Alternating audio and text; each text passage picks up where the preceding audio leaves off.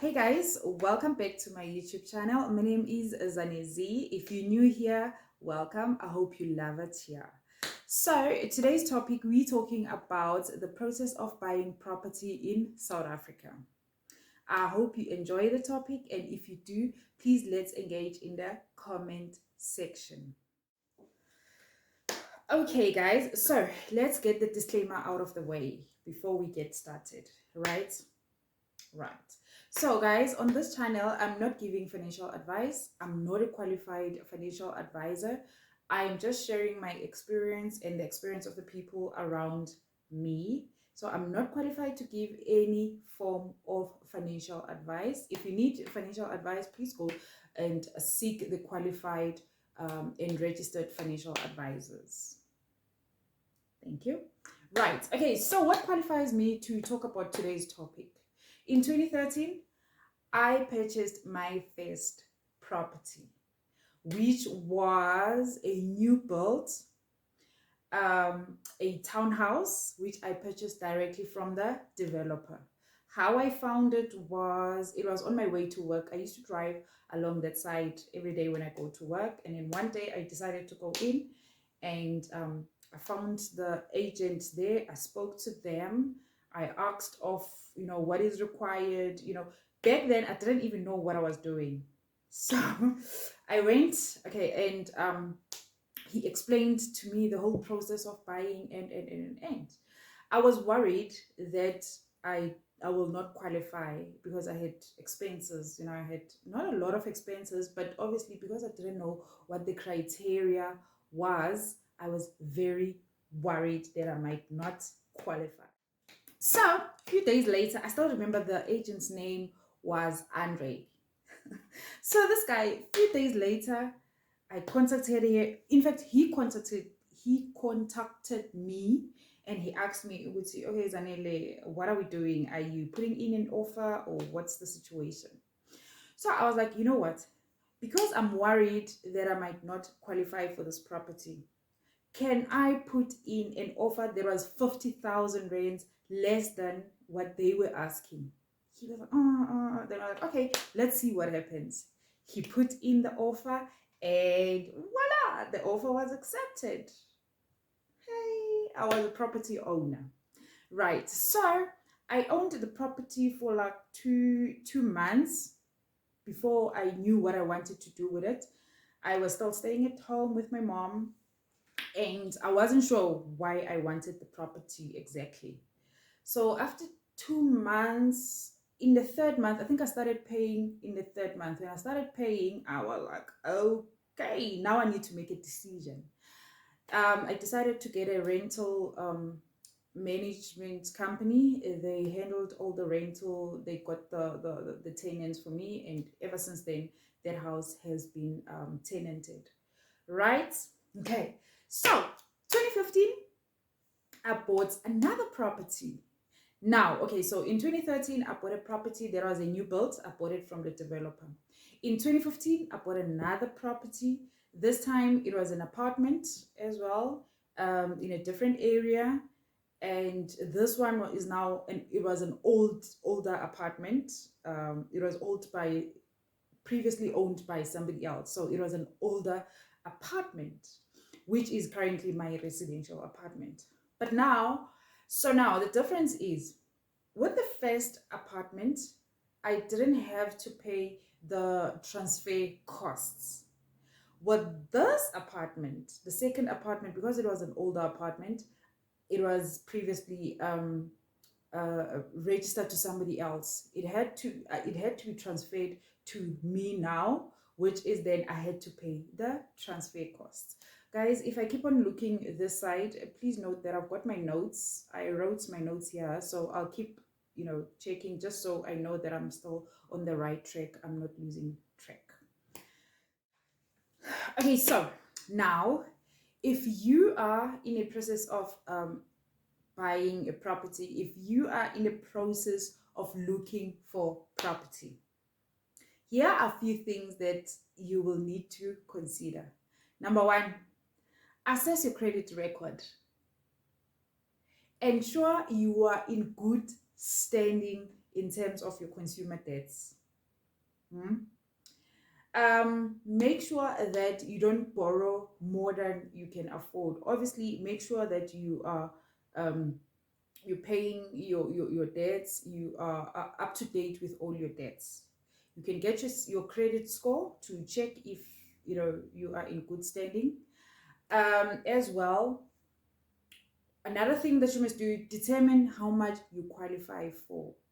Guys, here, please do not thumb suck and say I have 5,000 disposable income, therefore I can qualify for 1,000 rand, 5,000 rand uh, um, installment. No, do an actual qualification affordability, bond affordability. You can do that. I know that with institutions such as Uber, SA Home Loans, and I think all the financial institutions, they do have calculators that you can use to determine your bond affordability. Make use of those tools, right? And I think with Uber can you can get a I don't know if they call it a certificate of affordability or something like that. They can give you that, which is then you can use that for when you apply for your financing. So make sure that you determine and you accurately determine how much you qualify for.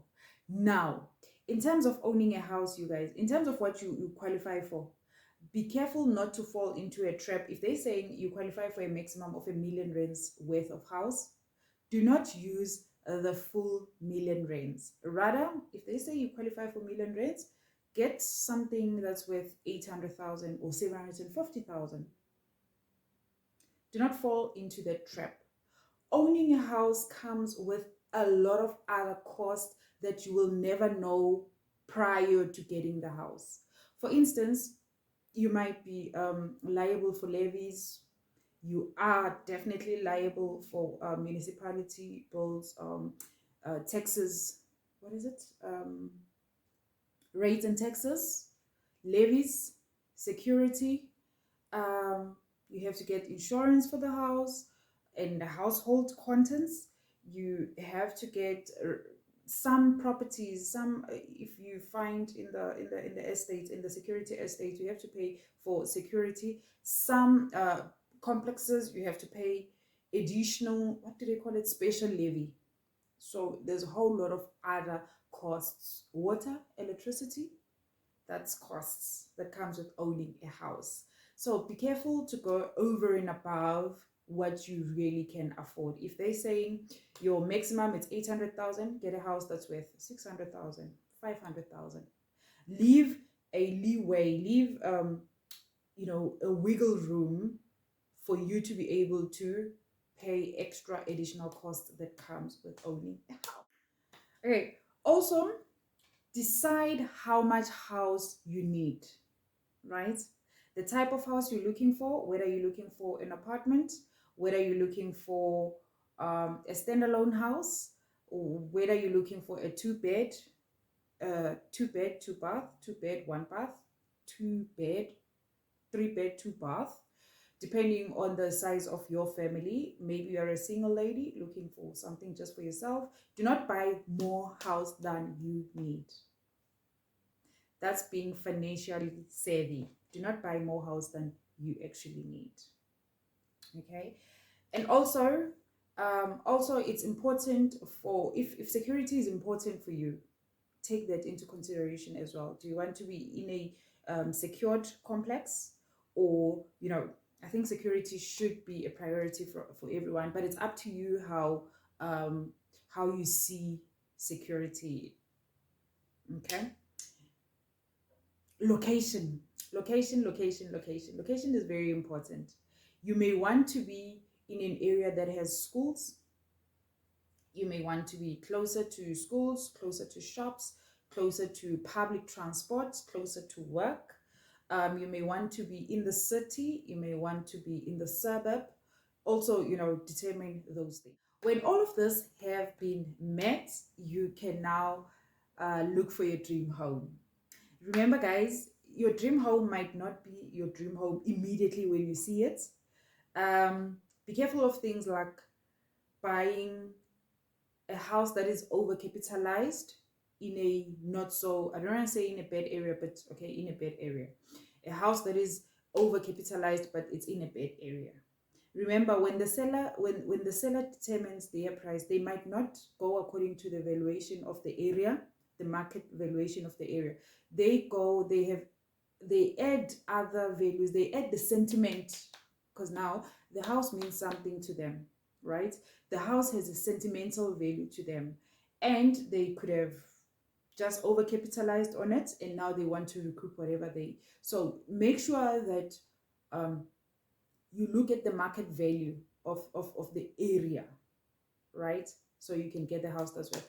Now it's better to get a dilapidated house in a good area, because you can actually work on it until it gets to a standard, a most acceptable standard. You can work on that house until it gets to an acceptable standard, other than getting a 2 million rand house in a not so good location. So yeah, go out there, look for your house.